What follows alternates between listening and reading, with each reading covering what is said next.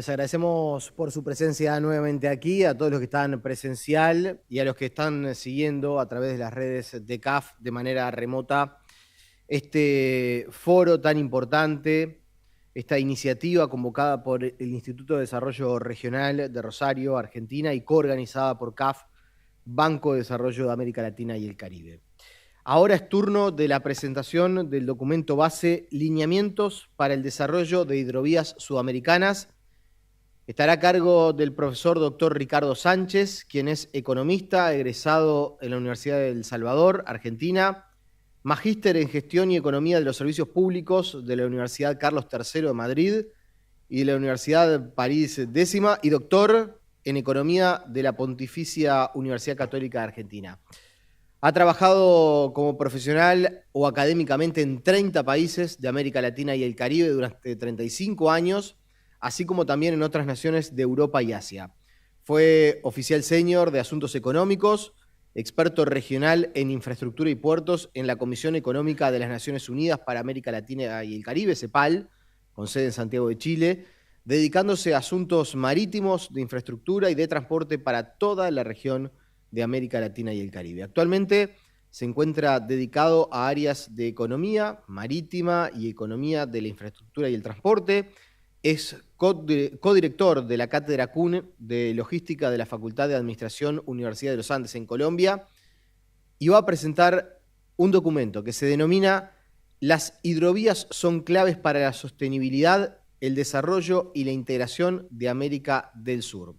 Ha sido elaborado por el profesor doctor Ricardo Sánchez expresamente para este foro fluvial sudamericano. Así que le pedimos al doctor Ricardo Sánchez que suba al estrado y lo escuchamos con mucha atención.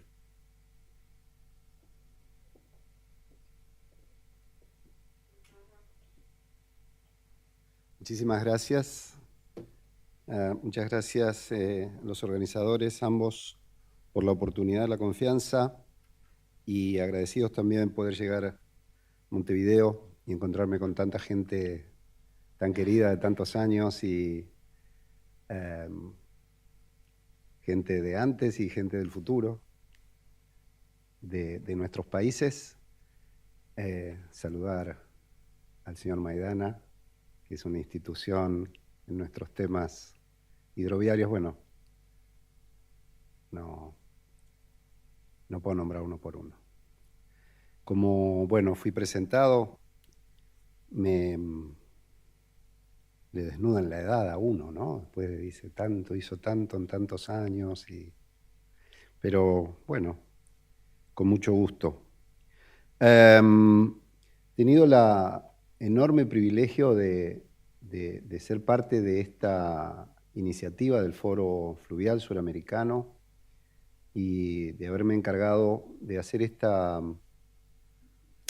aproximación actual al tema de las hidrovías, después de la trayectoria larga que tiene, bueno, CAF y otras instituciones regionales en el interés y en la promoción del tema, yo diría, de la movilidad y la logística sostenible, del cual las hidrovías son claramente una parte fundamental, pequeña, poco aprovechada, tristemente, pero con un potencial enorme.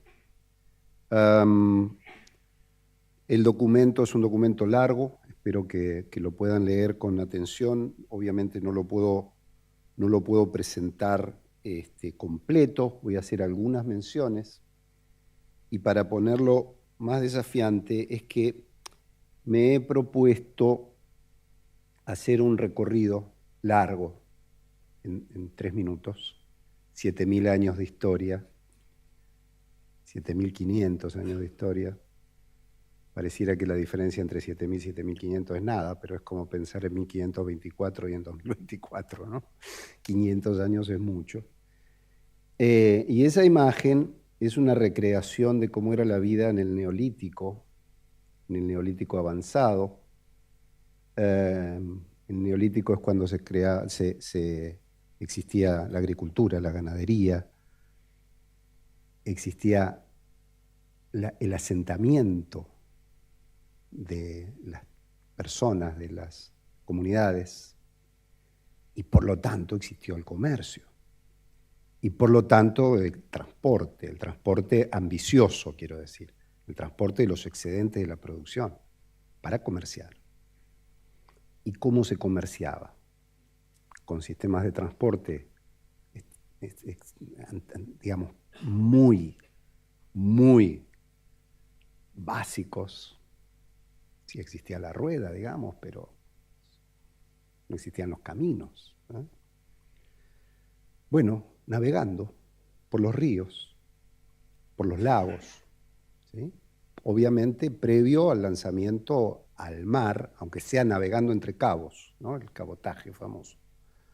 Pero el comercio nació arriba de una canoa de 10 toneladas, en esa época.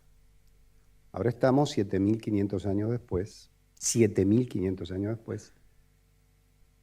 Vamos acá a poquitas cuadras, vemos el Río de la Plata, el mismo río de hace 7.500 años, ¿sí? Bueno, con mejoras, por supuesto, pero quiero decir que esto es de donde venimos. A lo largo de todos esos años hemos tenido la posibilidad de desarrollarnos muchas cosas,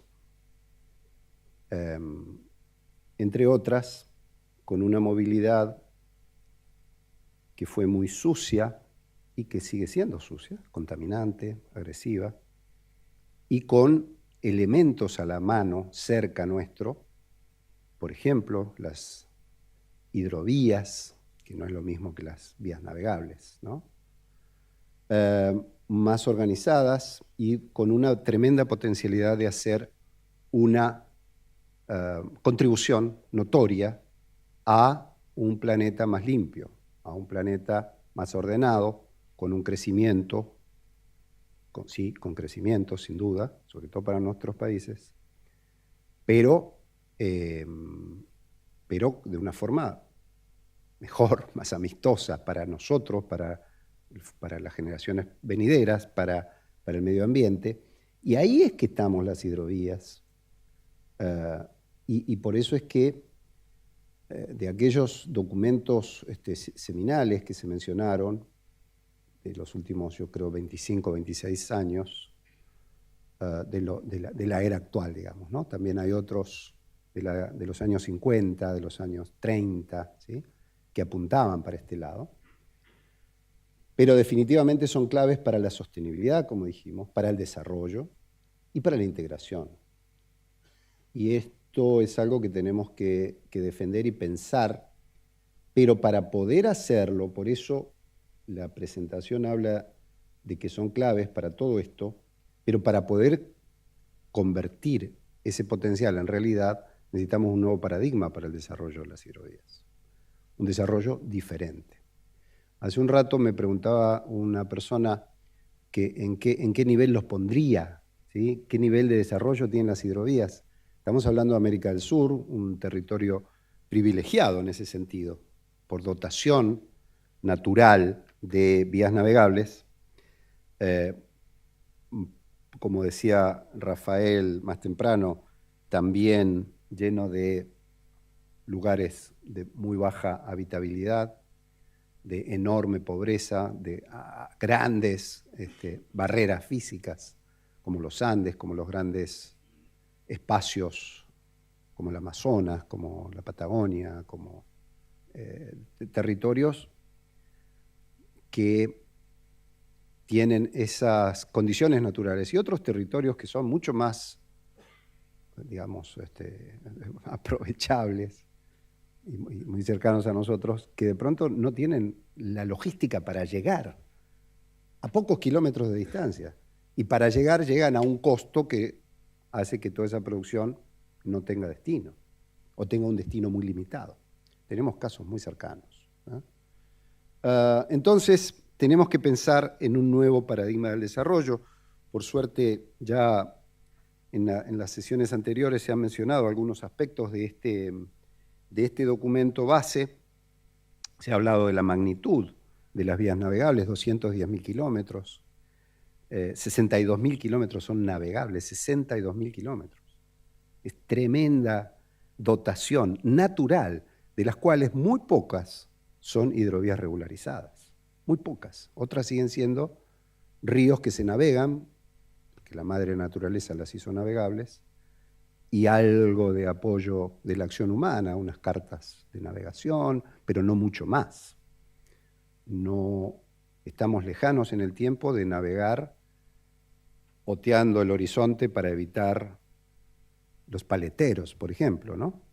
Y evitar colisiones importantes. Y eso sigue siendo hoy realidad en varias mal llamadas hidrovías, ¿no? Varios ríos navegables en América del Sur. Entonces tenemos que pensar en esa dotación tremenda que aprovechamos poco. Acá se da, también señaló Rafael, esta realidad de que de las 840 terminales regularizadas que existen en América del Sur, terminales portuarias, embarcaderos, desde simples embarcaderos a grandes terminales, 840 en toda América del Sur, 395 son fluviales.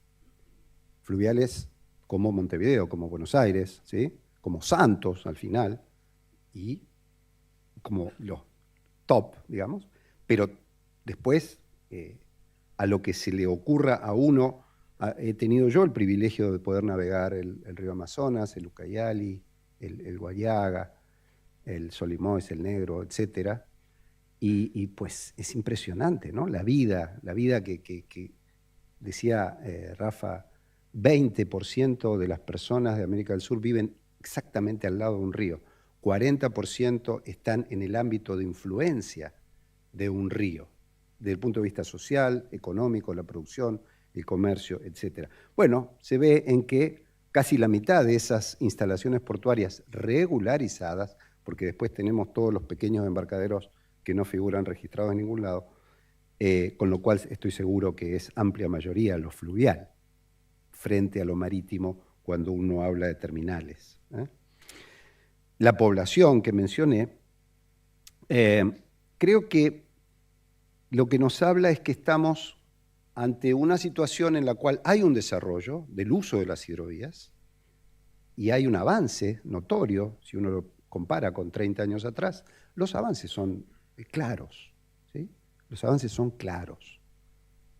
Quizás no hemos avanzado todo lo que podríamos avanzar. Estoy seguro, podríamos haber avanzado mucho más. Rápido, eficiente, seguro, sostenible. Por eso es que sostenemos esta idea de que hay que plantearse un nuevo paradigma en el desarrollo de las hidrovías, y a partir de instancias como esta es que estamos buscando delinear una nueva perspectiva, una aproximación a experiencias más recientes, propias y ajenas. Me ha tocado este año trabajar en el conjunto de vías en el sureste, de hidrovías en el sureste asiático, Laos, Vietnam, China, y maravillosas hidrovías mucho menos potenciales que las nuestras, con problemas muy parecidos, muy parecidos. Cuando vemos las hidrovías famosas europeas, que son el candil del mundo para ver a dónde tenemos que ir, momento, quizás ellos también tienen que aprender algo de nosotros, quizás, en la forma de explotarlo, en la forma de financiarlo, en la forma de usarlo, ¿sí? Exactamente, trabajé el año pasado en la cuenca del río Danubio, en la navegabilidad del río Danubio. Y ahí uno dice, con el perdón de quien le corresponda, y esto era lo que nosotros estábamos mirando como el modelo a copiar. No, miremos que tenemos cosas más cerca muy buenas, que seguramente las podemos hacer mucho mejor, definitivamente. Debemos hacerlas mucho mejor. Y entonces la idea es esta, mirar una nueva perspectiva, una aproximación nueva, diferente, como dije, un cambio de paradigma, porque es lo que nos permitirá unir esta potencialidad de la movilidad y la logística, esta necesaria movilidad y expansión de nuestras economías, de un desarrollo realmente sostenible, y ahí en esa conjunción aparecen las hidrovías sin ninguna duda como un elemento, no el único por supuesto, pero como un elemento clave. Por eso es que cuando hablamos de que necesitamos ir hacia un nuevo paradigma en el uso, en el aprovechamiento de las hidrovías o de los ríos navegables que van a ser hidrovías en el futuro, los que correspondan, ¿sí? Vemos estos 5 elementos. Queremos que sean inteligentes, queremos que sean coordinados. Por eso vamos a hablar después de sincromodalidad, vamos a hablar de los elementos claves en este tema. Que sea segura. Es fácil leer por ahí los problemas de seguridad que tiene la hidrovía. Sí, existen, pero como todo el sistema de transporte. Entonces tenemos que apuntar a que todo el sistema de transporte sea seguro, que no lo es. También las hidrovías. Pero es la seguridad sin duda un factor relevante en este nuevo paradigma. Que sea verde, por supuesto. Todo tiene que ser verde. Y que sea medible, porque también uno de los grandes defectos que encontramos es que hay una escasa medición, digamos, de esta capacidad y de este uso. Hablamos entonces de un nuevo paradigma para la sostenibilidad del desarrollo y la integración. Pero tenemos que señalar que el 75% de los recursos hídricos superficiales en Sudamérica son cuencas compartidas entre 2 países o más, ¿sí? Entre 2 o más países. Por lo tanto, tenemos un desafío importante en el cual se ha avanzado hasta ahora, pero todos sabemos que se ha avanzado con dificultades que hay que resolver. Y no hay excusas.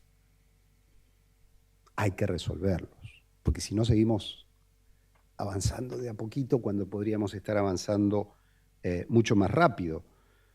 75% de los recursos hídricos de superficie en América del Sur son compartidos, por lo menos entre 2 países.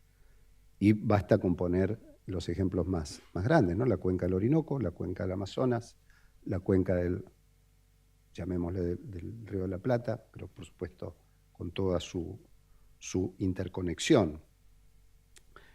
Tenemos sistemas similares en otros continentes, en Europa, ¿no? El Rin, el Danubio del que hablábamos antes, el Elba, el Ródano, etc.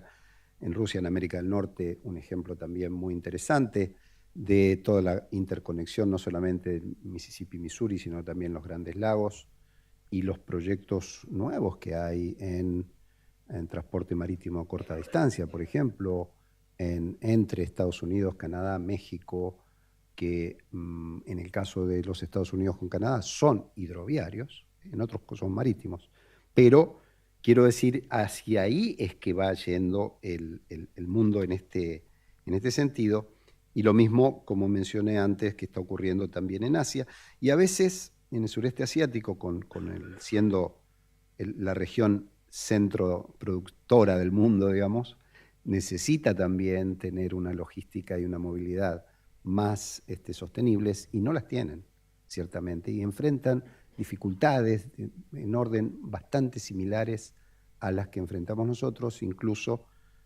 bueno, en una región completamente diferente, con una historia también diferente en cuanto a cooperación entre países, pero que están planteándose las mismas dificultades. Este nuevo paradigma para las hidrovías tiene, yo digo, 2 puntos de apoyo muy relevantes, y que son relevantes a la hora de pensar desde la sociedad, desde la economía, desde los grandes objetivos hacia los proyectos, hacia los programas concretos específicos, ¿sí? Esto no es mirar desde un puerto hacia el resto del mundo, no desde un barco, una barcaza hacia el resto del mundo, sino mirar desde nuestros países, de nuestra región, hacia nuestros proyectos hidroviarios. Y ahí aparecen 2 elementos que son fundamentales. Uno, el que ya dijimos, tenemos la dotación natural. Esto está ahí y lo podemos usar si lo hacemos de modo, como dijimos, inteligente, seguro, coordinado, etc. El otro es el extremadamente escasa utilización que tienen las hidrovías. claro, uno mira el gráfico y dice, bueno, pero Argentina, Uruguay, Paraguay tienen una alta utilización. Sí, claro, son países fluviales, ¿sí? Ahora, de ahí a mejorar cualquiera de esos números, el salto en desarrollo que hay es enorme. Y si vemos los países de arriba, Colombia, Brasil, de arriba digo en la gráfica, ¿no? La utilización es extremadamente baja. Entonces, tenemos una enorme dotación, tenemos una baja utilización o una utilización que se puede ampliar mucho más. En el caso de Bolivia es algo que está ocurriendo. Este mismo número quizás hace 15 años era prácticamente nulo, ¿sí? Está habiendo una mejor utilización, pero todavía extremadamente baja. Y eso lo vamos a mirar en relación a la otra realidad que tiene América Latina, que es la bajísima inversión en infraestructura económica que hay en la región. Entonces, cuando uno dice que de toda la producción, de todo el Producto Interno Bruto de América, prácticamente es, podríamos decir América del Sur en lugar de decir América Latina, pero porque esto incluye México, y vemos que las inversiones en infraestructura apenas rozan el 2% del Producto Interno Bruto, ¿sí? Sabiendo que los países que están creciendo a niveles envidiables están invirtiendo entre 5, 6 y 7% anualmente de su Producto Interno Bruto. Entonces tenemos, y genera la famosa brecha de la que se habló esta mañana, brecha no solamente de infraestructura, sino que es una brecha que sustenta las brechas de desarrollo. Entonces tenemos extremadamente alta dotación de hidrovías o de ríos navegables potencialmente convertibles en hidrovías. Tenemos que 4 de cada 10 habitantes de América del Sur están cercanos o funcionan alrededor de los ríos. Tenemos que nuestro subcontinente tiene una incapacidad estructural de invertir en infraestructura como invierten los países que tienen un desarrollo más acelerado, y además esa dotación la estamos subutilizando. ¿Qué nos dice esto por sentido común? Pues tenemos que usar más las hidrovías. ¿Qué nos dice esto como sentido común y como orientación de política? Tenemos que hacerlo de esta forma. Un nuevo paradigma en el uso de las vías navegables, hidrovías, que sustente un desarrollo sostenible, que sustente mejores condiciones de integración y que permita acelerar lo que por la vía tradicional otros países invertían en infraestructura y nosotros acá no estamos pudiendo hacer. Entonces, eso es de lo que hablamos cuando hablamos de un nuevo paradigma. Y para poder decir qué tenemos que mirar, qué tenemos que apuntar, qué problemas tenemos que resolver para que esas hidrovías que permitan una mejor integración, que permitan un desarrollo más sostenible, que permitan un shift de la movilidad hacia la sostenibilidad, hacia las infraestructuras verdes, o yo diría hacia los servicios de infraestructura verdes, ¿sí? Está potencialmente en las hidrovías. Y las hidrovías tienen además esa capacidad, como lo vimos acá en Merín, Los Patos, de servir a zonas que si fuera por las carreteras, ¿sí?, pues tendrían unas producciones no competitivas. Con una inversión de ¿cuánto? Muy poco. Muy poco. Entonces, digo que son de ganar, ganar por todos lados. En este nuevo abordaje y concepción de hidrovías y vías navegables que proponemos, en este documento analítico, de base, digamos, para la discusión, hay 2 elementos básicos y otro conjunto de elementos que voy a presentar posteriormente. Los 2 son la institucionalidad y la gobernanza.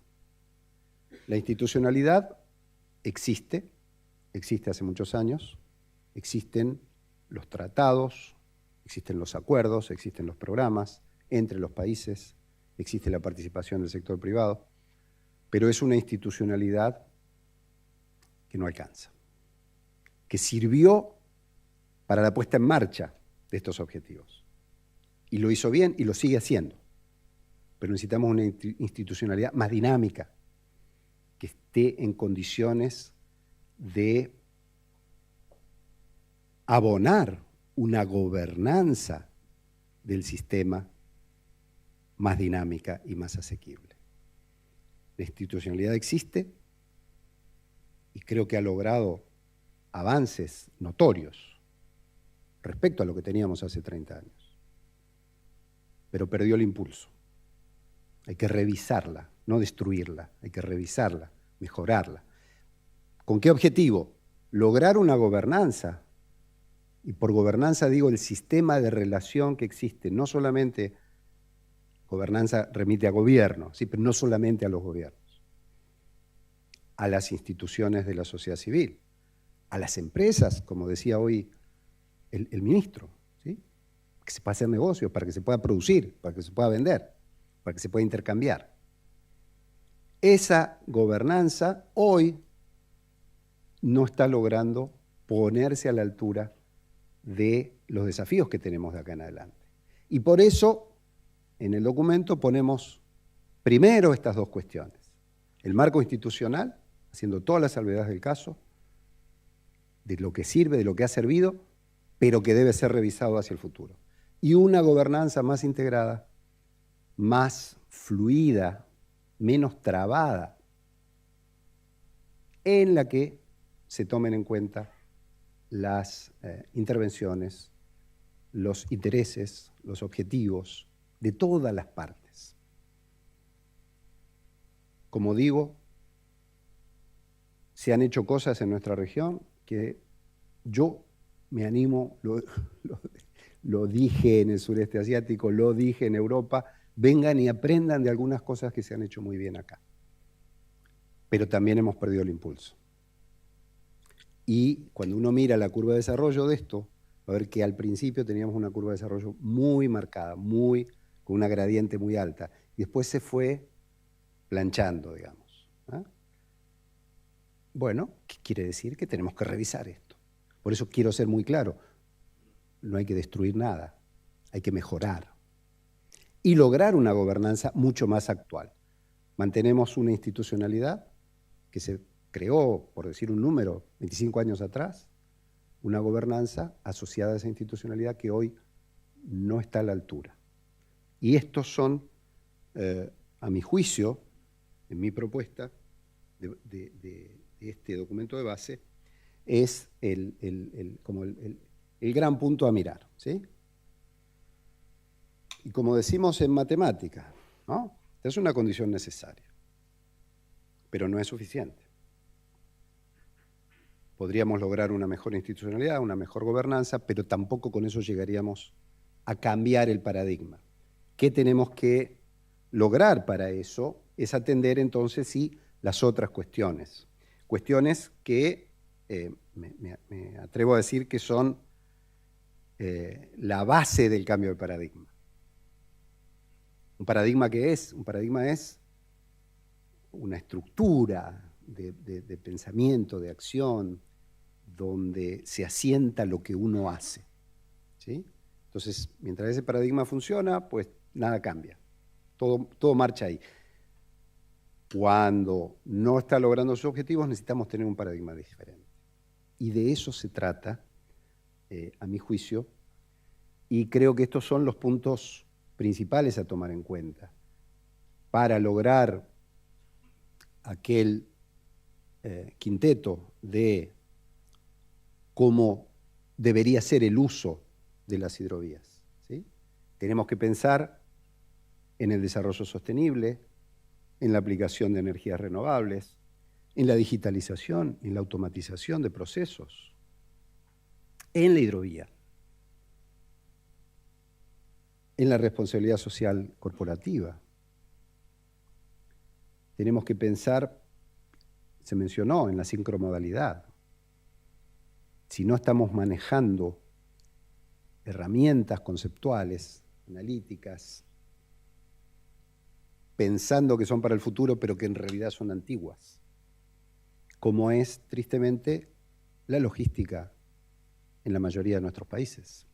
Una logística prácticamente unimodal, donde todo va por una carretera arriba de un camión, se mejora la carretera, se mejora el camión, pero sigue siendo una unidad de consumo de energía que, aunque mejore, no tiene punto de comparación con lo que es una barcaza movida por un motor, no un motor de 50 años atrás, digo.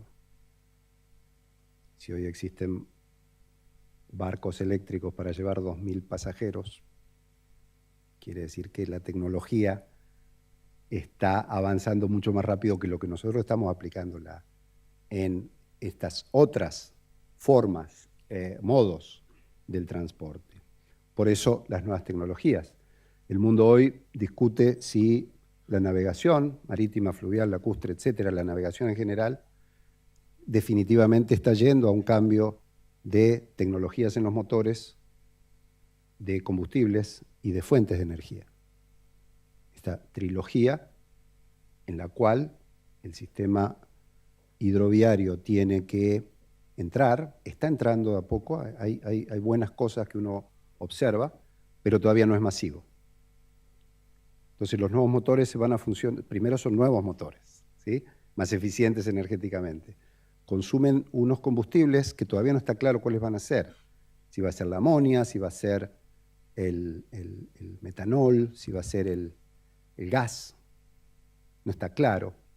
Para todo eso está el desarrollo del hidrógeno. Todo lo que digamos es verde, ¿no? Se discute incluso motores nucleares para los grandes barcos. Se discute, no quiere decir que va a haber, ¿verdad? Bueno, ya los hay en los barcos de guerra, digo, pero para los barcos comerciales se discute. ¿Por qué? Porque sabemos que hay que aplicar nuevas tecnologías en la propulsión, en los combustibles y en las fuentes de energía que generan, por ejemplo, el uso en un motor eléctrico.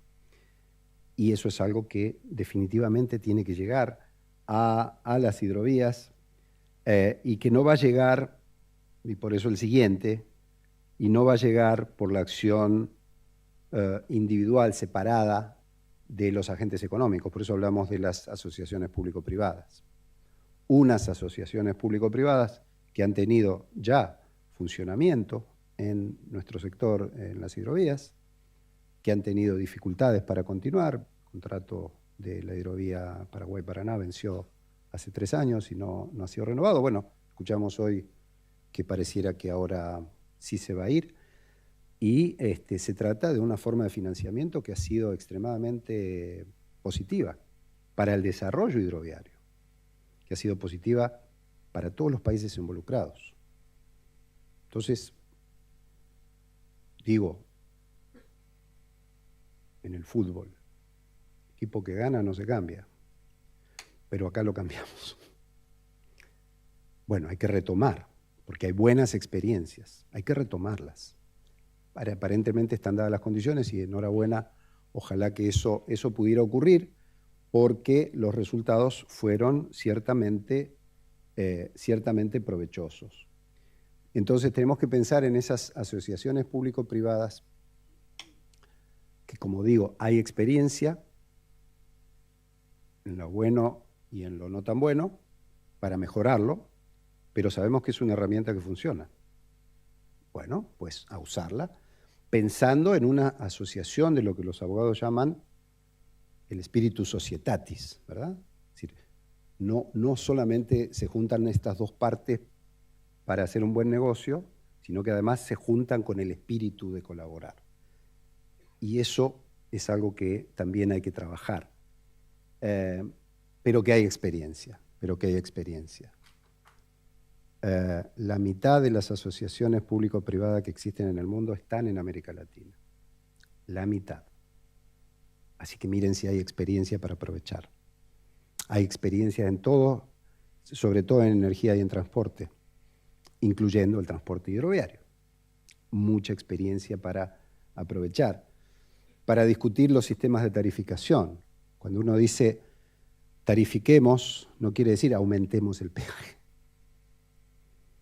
No, Hay que tarificar de un modo racional, donde no solamente se apela al instrumento de que USA paga, ya instalado en este tipo de, en esta forma de financiamiento, sino también incorporando mecanismos de incentivos en la tarifa respecto a la contaminación, respecto a la aplicación de tecnologías o de nuevos combustibles, a los efectos secundarios, a los efectos colaterales que a veces tiene o que tiene el transporte, por definición, y que hay que incentivar para que se reduzcan esos efectos.